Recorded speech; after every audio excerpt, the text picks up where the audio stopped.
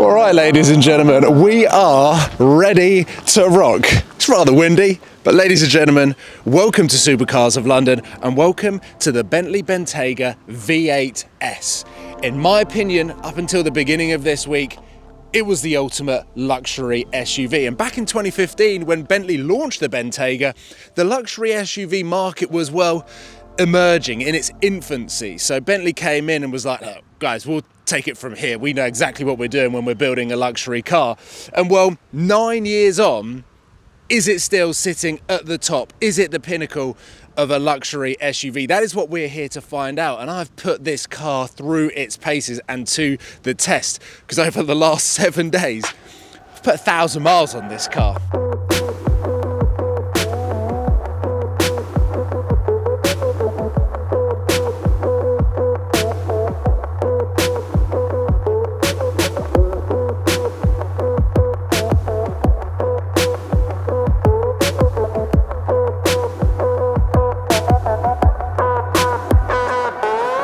Well, the sun has come out and we have made it down. Yesterday it was a washout, but it doesn't matter because we are in full holiday mode in the Bentayga V8 S. And there is something quite exciting happening today that I didn't realise was possible until late last night. So right now I'm down at the Pig in Devon, and the Bentayga is actually one of the only cars I'd feel comfortable enough to leave outside the front of the hotel. You know, you turn up to a nice hotel and you see a Porsche or a Ferrari or something like that.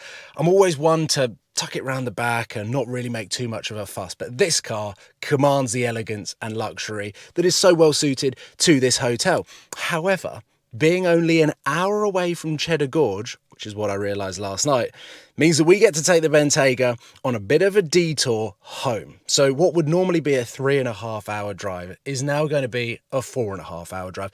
And it makes no difference in this car. Honestly, the levels of luxury that this car commands, it means that it doesn't matter how long the drive home is, you are going to enjoy every single minute. But what we are going to be able to do at Cheddar Gorge is put it into sport mode and see just how sporty the V8 S version of the Bentayga is. And well, I have driven this car before and I know it is incredibly capable once you start getting it on some tight and twisty roads.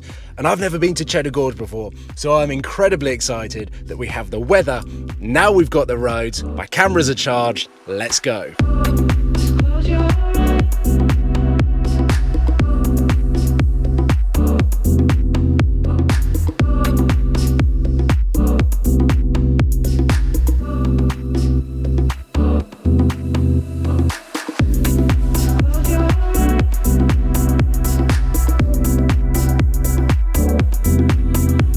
How about this for a welcome to Cheddar Gorge? People and cars everywhere. I wasn't expecting it to be as touristy as what I'm seeing. There is businesses left and right. I actually have done no research on this. I only know of Cheddar Gorge as being a beautiful road, and every time you go on Google Maps there are some fascinating photos of the road winding through the gorge with literally no one on it. But this is the complete opposite, and actually I'm not entirely sure this is the most suitable place to be testing the car's sporty dynamics. I'm going to keep the car in comfort for now, and I'm also incredibly aware of the size of this car and the narrowness of the roads, so I'm just going to try and cruise through, take the sights in, and try not to curb a wheel, try not to hit a wing mirror. Hopefully we don't have Bentayga-sized cars coming down the other way. But it is rather spectacular. The views are incredible. And I think Google can always give you a skewed perspective. That car's coming around rather fast.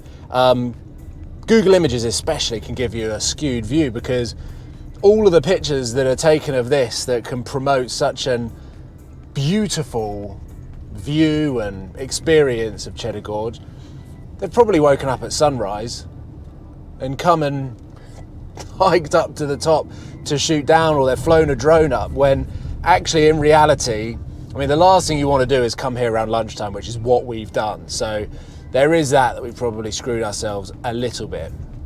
You've got dog walkers, you've got caravans, you've got people ditching the cars at the side of the road. It's insanely busy. But then this is where the Bentayga comes into its own on the complete flip reverse, because if you had come here in a fancy car where you don't have the comfort, you don't have the luxury, and you've only got a one-purpose vehicle to tackle some wicked tarmac, then you're going to be pootling around here at 20 miles an hour, which is literally the only speed that you can do here, because you just can't go any faster. It is really impressive, and now I'm in comfort mode. Got my massage seat on, got air conditioning seats on as well. You bounce from being in complete darkness in the shade to then hitting the sunlight where it's just glistening off the tarmac, it's an amazing experience to do it in the Bentayga. You've got the opportunity of having it in sport mode, and where the car comes alive on roads that are not quite as enclosed as this. So the Bentayga is great for both types of driving, really. You can drive this car spiritedly and it will perform incredibly, but then also if you just want to waft around, you can do this as well. And actually, if we had off-road trails, we could slip it into off-road and then pootle around off-road and then go and explore and almost be on safari. I've done it up in British Columbia in Canada in the Bentayga, where we took it off-road looking for bears. So this car is a jack of all trades and master of all of them.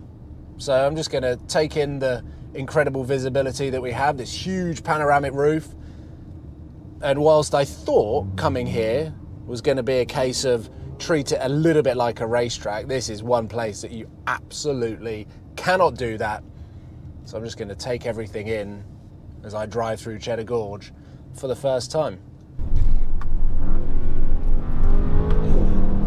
I've woken up extra early to get this final drive in sport mode, enjoy some of the local country roads, and get this youthful side of this car out and onto the camera, because it's the one side of this car that I've not yet fully experienced, and it's just the perfect combination of an Audi RS6 and a Lamborghini Urus S. You've still got the comfort, but you've got that dynamic, responsive, sporty drive that makes you feel incredibly young driving this car, and that's what the V8 does incredibly well, whilst the W12 is this beautiful symphonic cruiser engine where the cylinders fire in such an order that you just want to leave it in Bentley mode and cruise around how Bentley intended that car on being. Whereas in this, dial it into sport mode and just stick your foot down. Yes, you burn through petrol, but it's so fun doing it. It is a proper sports car. I mean, I'm going to try my best to summarise this and what Bentley have been able to achieve when you take into consideration the other luxury SUVs or even the super sport SUVs that are on the market, and hopefully that will then justify the price tag, if not reveal why I believe that this car is actually good value for money. If you wish to use the online speech recognition service as well, please accept the license agreement. It's actually, when you consider the Lamborghini Urus S, the Aston Martin DBX 707, all of these cars, the Range Rover, whatever, Turbo GT, the Bentley is able to play the role of whatever you need it to.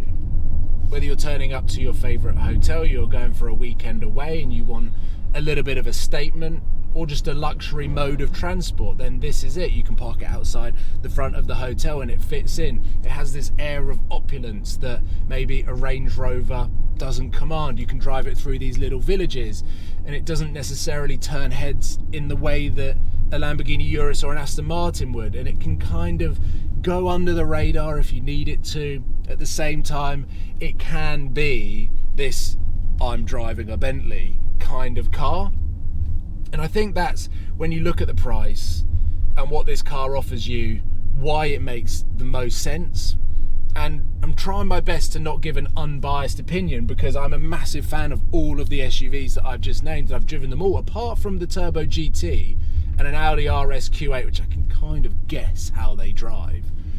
This just kind of ticks all of the boxes in a way that is classy, it's timeless, and is the one that I would probably want to spend the most time in on any road in any part of the world. I think the Urus is great in so many ways, but there are some times where it's probably not the right car to take out. And maybe the same can be said about the DBX 707. And I'm not really talking about Rolls-Royces, because that level, the price tag, the opulence and what Rolls-Royce do with their cars isn't really anything to do with the Bentayga, in my opinion. So I'm just going to leave Rolls-Royce out, because I was trying to compare Rolls-Royce and the Bentayga to my dad, and I don't think they compare. But what this car is able to do, the touch points and the way that it makes you feel for under 200 grand, I think is incredible value for money. And doing 1,000 miles, even after my 4.5 hour drive yesterday, my wife turned to me and said, I think this is my favourite car you've ever had. That 4.5 hour journey did not feel anywhere near that. I feel refreshed, I feel ready to go and do something, even though it was 7:30 p.m. at night. This car just transports you from where you need to get from and get to in a way that relaxes you. You can have the massage seats on. There's so many little luxury details in this car that make it a really, really special thing to be able to drive. So thank you, Bentley. I hope you've enjoyed this video. I'm going to leave the video there because I know that my GoPro's about to die, and I've got 7 minutes to find stable phone signal so that I can do a Zoom call from the Bentley. What an office that is. Thank you very much for watching, guys. Take care. I hope you've enjoyed this video. I certainly have enjoyed driving this car.